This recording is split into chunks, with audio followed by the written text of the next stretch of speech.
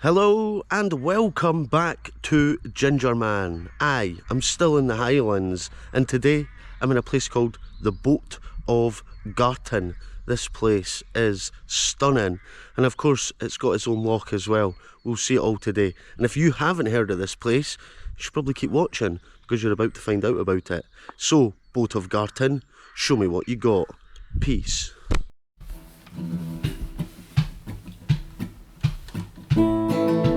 I'll turn on the camera, test my microphone,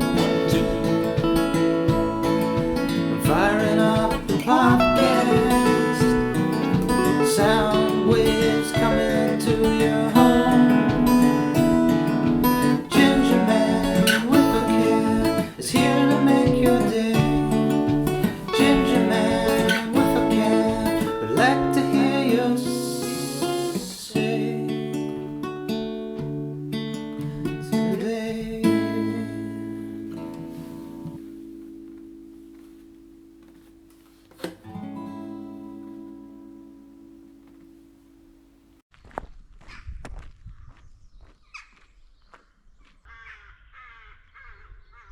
That's the perfect start.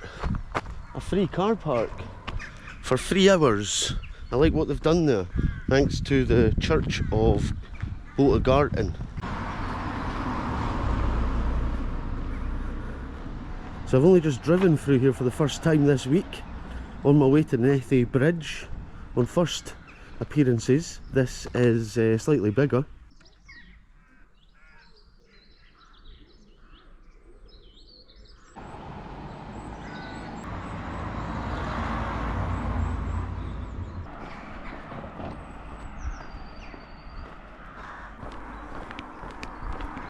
This is the Boat of Garten Hall, public hall, sorry.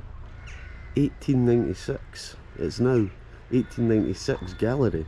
They've named the company after the age of the building. And they've added some nice purples, I like it.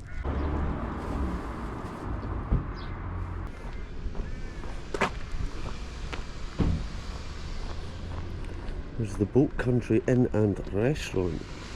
Oh, this looks nice here. What's that? Is that a mountain bike shop? Do come in and wander round our secret garden. Oh, this is beautiful.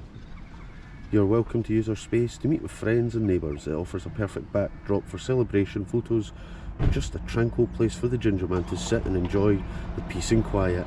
So this is pretty cool. Up until 1968, this site supplied the station master's family with tatties and neeps. Fast forward to 2002 and a group of local people worked with the BBC Scotland's Beech Grove Garden team to establish this garden. Look at this, Boat of Garten, Boat of Garten meaning ferry of the cultivated place in Scots Gaelic.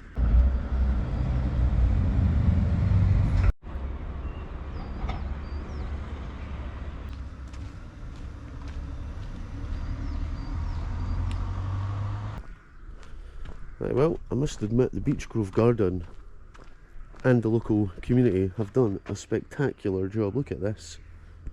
And at the back is the Strathspey Steam Railway line. I think in a future adventure I'm going to come up here and I'm going to do the Mountain Railway and I'm going to do the Strathspey Railway. That's a separate adventure. As you might have guessed, there's so many places like this across Scotland. It's just incredible. How lucky are we? Look at this leaf style bench.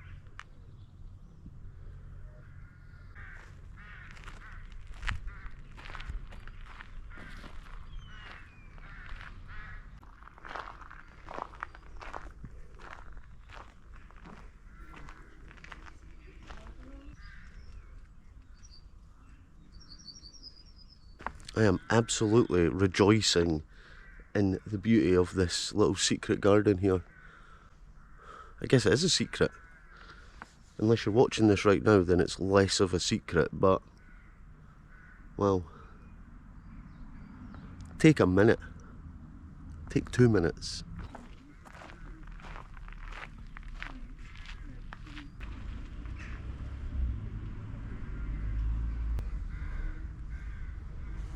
Don't let anyone tell you the bees aren't dying off. There's about 17 bees in this bush.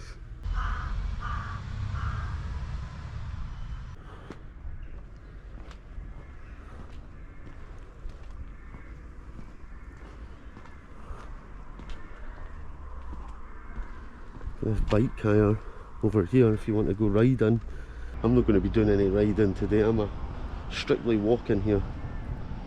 Station Square, there's so much to read. Again, you've got your pick of trails. Look, Red Squirrel Feeding Station.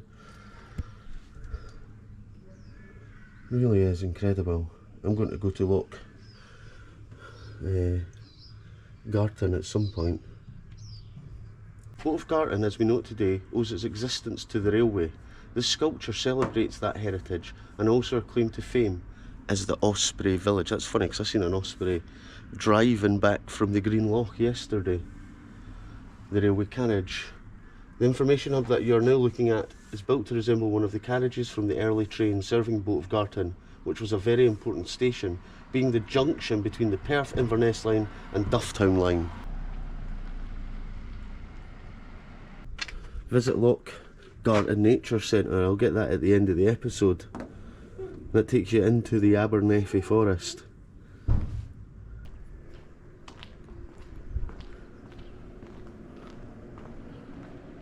You see how important the railway lines were in creating access to these stunning places for people to live and exist in a modern community. If not the railway line, it was rivers with canals, as we see right through the Lothians with the Union Canal. But up here, up in the mountains, you need the railway lines.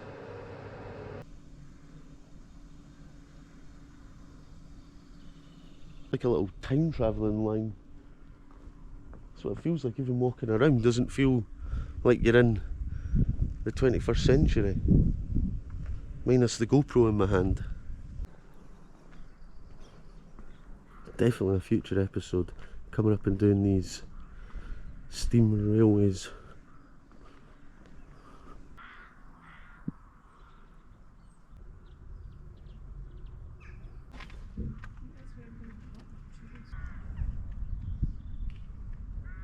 Well, it turns out it's actually closed, but he says, sorry, we're closed. Someone left that wee side gate open for me to go filming and look around it, so that was lucky.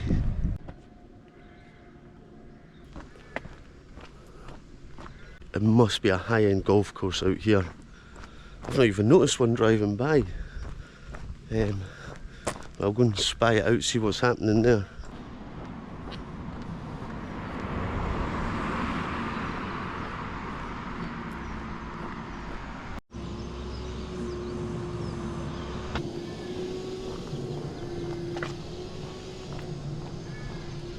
Tell you what, if the weather was like this all summer, I could happily cut grass. I'd cut people's grass up here to make a living, just because you'd live up here, just cutting grass in the sunshine. That would be joyful. And on the wet minging days, I don't know, you could just, I don't know, look out your window. Is that another lock up here? What lock is this? You'd think this was Lock Garten up here. I don't know what lock this is. Look at this house, 1923, just standing on its own. It's definitely had a facelift since 1923. Yeah, let's go see this loch. I believe there are 33,000 lochs in Scotland, so you know, I don't know if it's impossible to visit them all, but I'm certainly trying to knock some of that number down a bit. I don't even know if I can get to this loch. Maybe just a little one.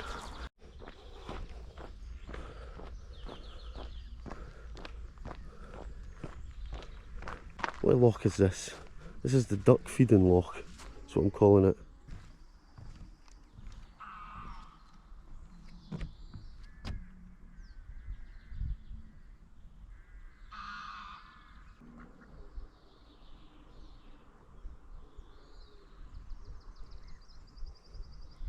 Oh look, the duck was putting on a wee show for me there. This is incredible. All you can hear is different animal noises. Birds. I don't know what birds they are, but I can hear them. This is a nice wee pond, this. Loch Garten is much more majestic. But this is just a little duck pond. Just like everywhere up here. They've got a surplus of benches, so they just start putting them anywhere. Just call me Sherlock Holmes. It's Milton Lock. Although you can just call it the duck pond. That is a lock. It's Milton Lock. I'll add that to my list of locks.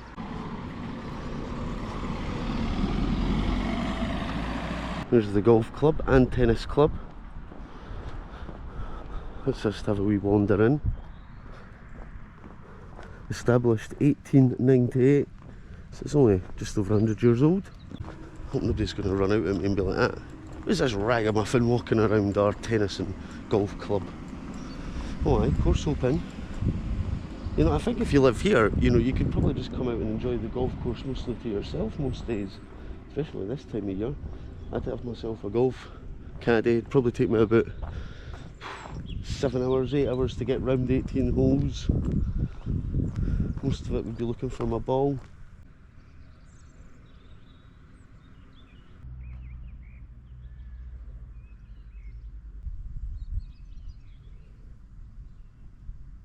You know, I had a wee spell trying to play golf, and it is fun to an extent, but that empty golf course there with the golf buggies in the sunshine, I tell you what, golf looks like the most fun in the world right now. There's the signs for the Speyside Way. I keep seeing that popping up. I bet the Speyside Way is an amazing walk. I keep seeing all the signs for it. So when I get back from this adventure today, I'm going to watch some videos of people doing the Speyside Way. So I think I want to do it. It's been a while since I've attempted a long distance walk or done one.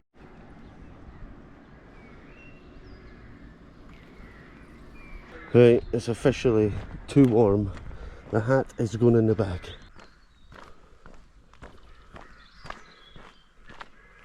I think what I'm realising as I walk along here is a lot of these cottages are Airbnbs, or they're for let cottages, I don't know. I don't feel like there's a big permanent population here, but I will get the old phone out and find out. It's extremely relaxing here. Alright, I've got another wee restaurant here, pizza pickup point. Takeaway pizzas, lovely. It all looks like it could be just a perfect little movie set here. Here we go, Kinchurdy Road. Notice the plural, walks, ain't just one. This is a Capercaillie friendly wood, I bet it is. We're looking after the Capercaillies. Let's go and explore.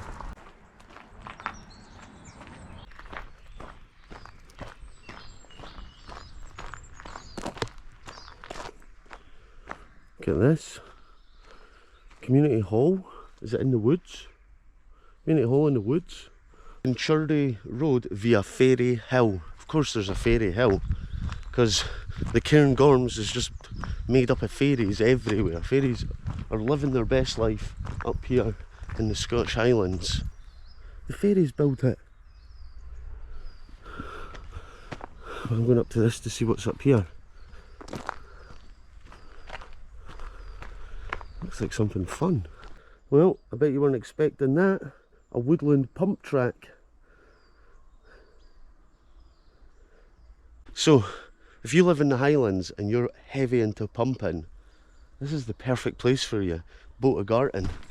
Mountain biking, and then you can hit the pump track before you go back to the Boat of Garten for your dinner or your lunch. Wow. Incredible. I think I might fly the drone here. Before I go flying the drone, I just want to thank my patron legends, who without I wouldn't be up here in the Highlands having the best time filming some of the most beautiful places in Scotland. Thank you guys. Yous are the ultimate legends. Obviously there's loads of other legends, but Too many legends to name right now, but thank you so much. If you want to be a patron legend, link is below. Click it, and if you just want to buy me a coffee or a Sainsbury's, Tesco's, or even an Asda meal deal, you can click my PayPal link. Anyway, thanks, cheers, love you, peace.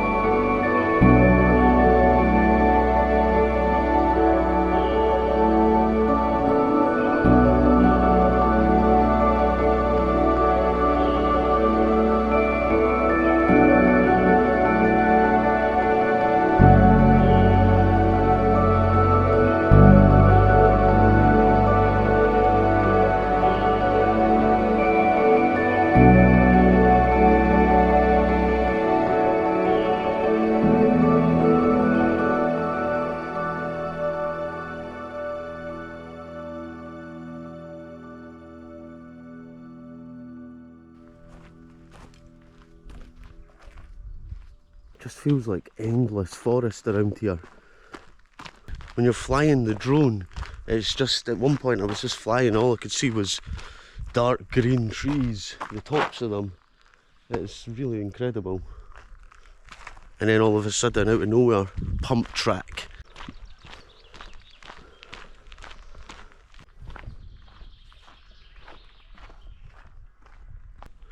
I've seen this wee football pitch up here. Wee sports pavilion.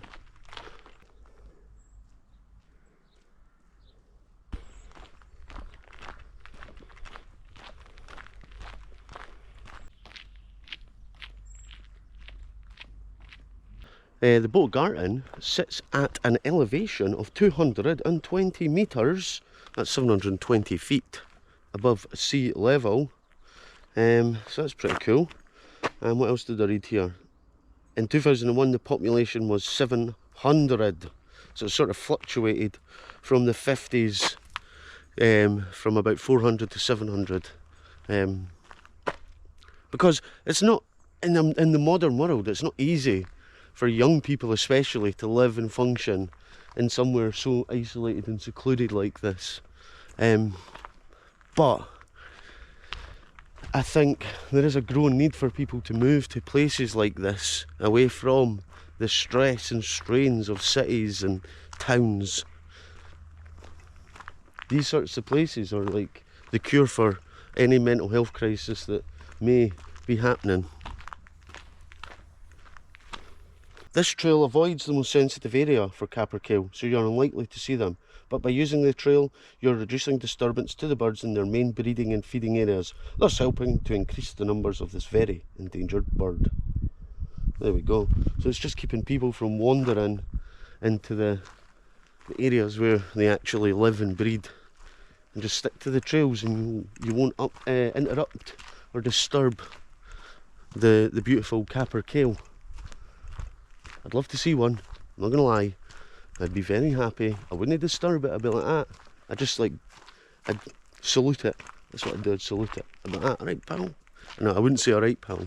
Silent salute.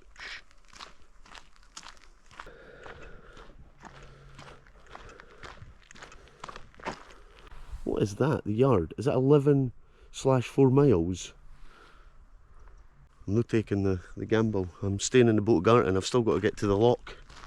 I can't go exploring into these massive, I was going to say woodlands, but it's a forest. I can't go exploring and getting lost in the forest.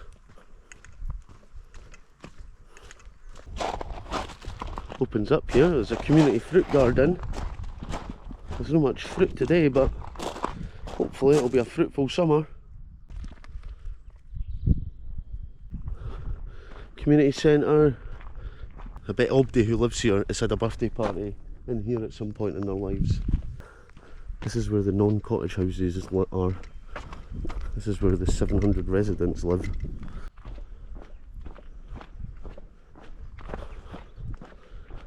That road there takes you to Aviemore. So we're not far from Aviemore, like 5-6 miles away. So if you are in the area of Aviemore, you might think, oh, I might go to Boat of Garten today.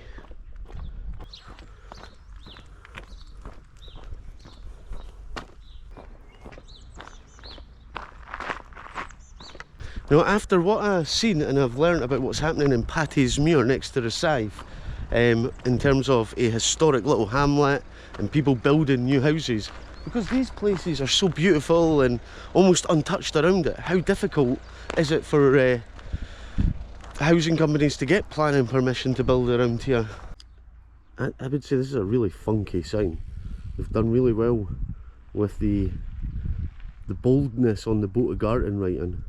The Osprey Village, and I swear I seen an osprey yesterday driving along this road, maybe on this side. I'm not too sure which side it was, but I swear I seen an osprey, and I know how it looks.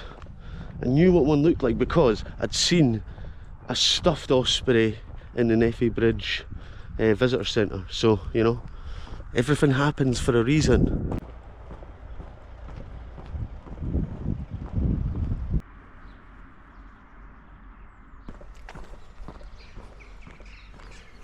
You know, I swear today's been the warmest of all the days.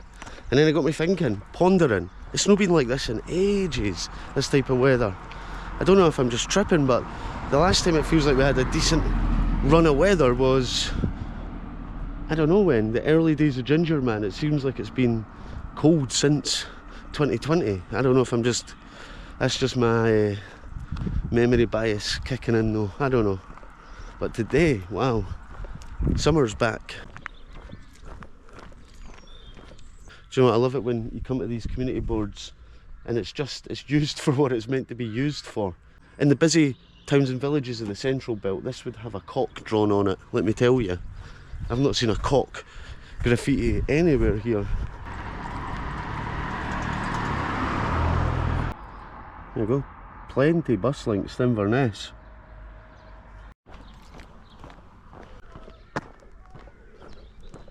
Erected by the community in memory of Mary Anderson, 1923 to 1994, in recognition of her outstanding service. Yeah, there's a holiday park here. It's hidden away off the main road though. You wouldn't know about it unless you see this sign. And then right out the front is a wee coffee shop. I thought it was just the reception, but no, the reception's further back. It's a coffee shop, so you've got a restaurant, you've got a bar and restaurant, you've got a coffee shop. Aye, you're sorted.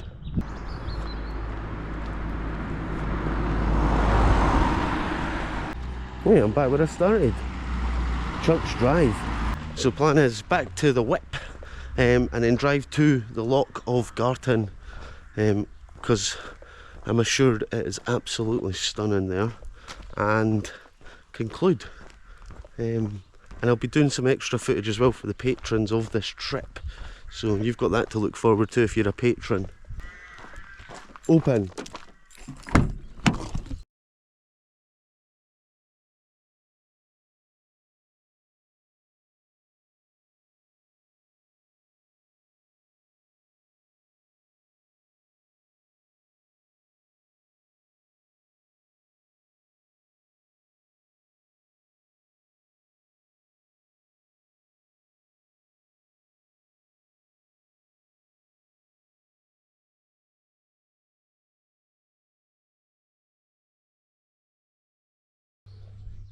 Just look where I have landed.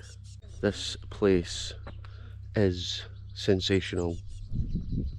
It just looks like Loch Morlich, but much quieter. It's not got the big beach. You could say it's a quieter Loch Morlich, which I have visited. I took my mum and Davy there. We went to the beach, but it's not for filming yet. I have camped there as well before.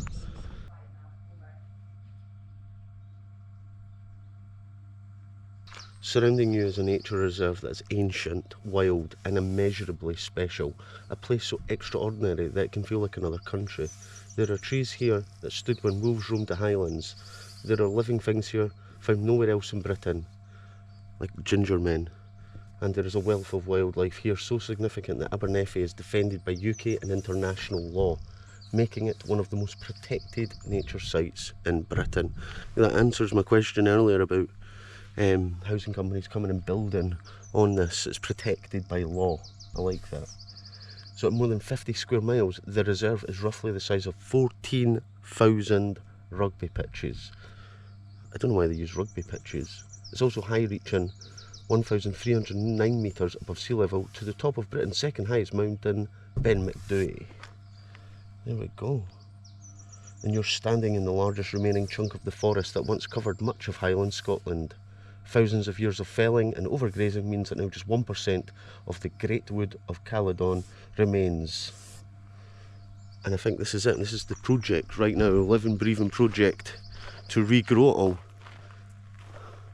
and to protect the nature. Now, I heard there's a young lady there, and there's a whole walk you can go on through the nature reserve section. I think, you know, they've got it all set up so they can make some money. You can donate some money, which I think I'll do. You can donate £3 by tapping your card. I'll save going on the big nature reserve because I just want to go round by the lock and enjoy the peace. But I did hear her saying that the Ospreys have not landed here, but they do come here and mate round about this time. She's saying they're waiting for them any day now. Then I heard some guy saying he's seen a capercaillie. She's like, I'll let the ranger know because they're worried about them. However, she also said that the Ospreys have arrived in other locations around this area, because I definitely 100% seen an Osprey.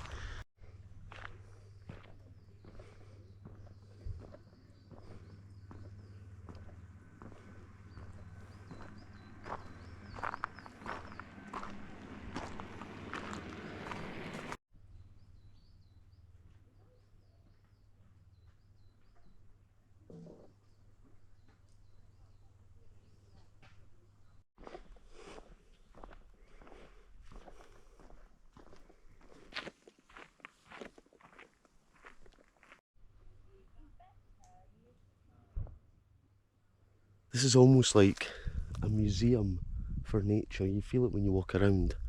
As I said earlier, Loch Morlich, it's loud, it's touristy, it's water sports, it's fun. But this is a place where you kind of come and just observe, appreciate. It's so tranquil. And the guys who protect it, protect all this nature and are regrowing it, what an amazing job they do. And I think that's the main thing I'm taking from coming here.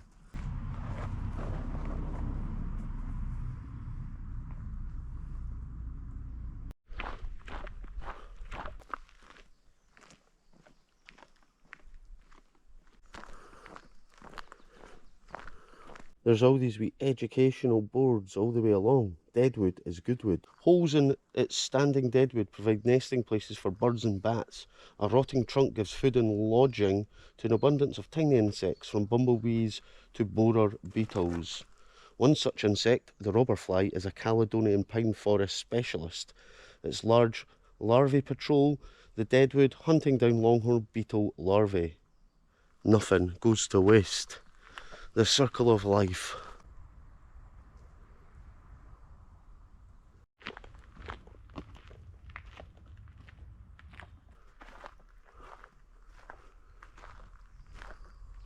Caledonian pine forests feature a wide variety of species, not just pines. You will also find broadleaf trees such as silver birch with its paper-like bark, and rowan, which grows bright red berries. Parts of this forest started life as a crop. Pine trees were planted tightly together so they'd grow tall and straight to make useful logs. The RSPB sometimes cut down pine trees around broadleaf trees so they have more light and space to spread and flourish. There you go, because they were just putting up the big long pine trees to cut down. I think they grow straight, long and quickly. Perfect for logging, the incredible logging industry that was happening here at some point in time. And this is the process of now sort of undoing all the bad that was done. Not all bad, because I think we have to appreciate again as humanity and society that we are where we are because of the sacrifices people made before us. They didn't have the knowledge and hindsight that we have today. That's what I'm saying. So we've got to look at things just kind of as they are.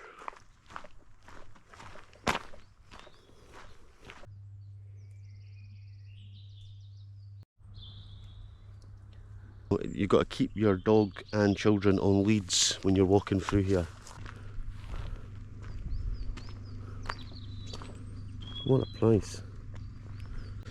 I don't know if that, how fun that would be as a job, just standing guard here at the nature reserve. It'd be fun, I guess, it'd be out here all day. Would you get bored? Because it's not always, you know, busy, so I'm sure there's plenty to do.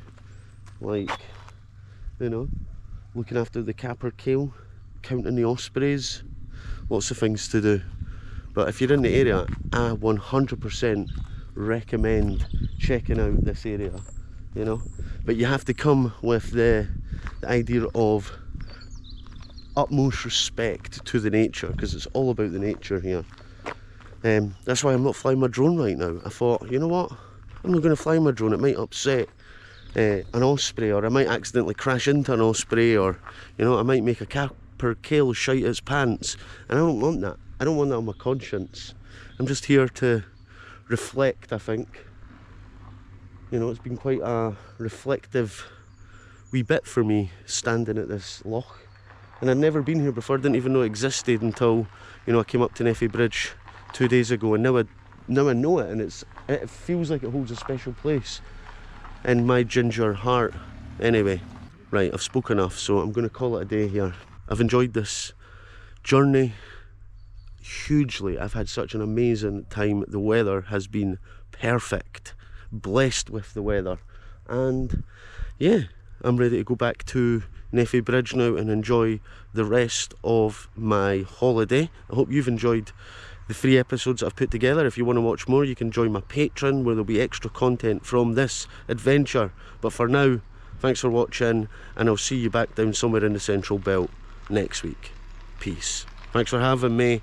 Boat of Garten. Bye. Well, it was a lovely to see you. It's the end of the show.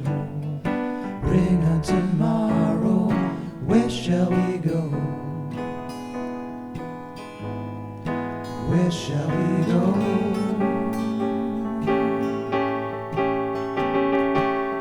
Say goodnight to the GingerMan. One last ice cream for the bearded band. Pistachio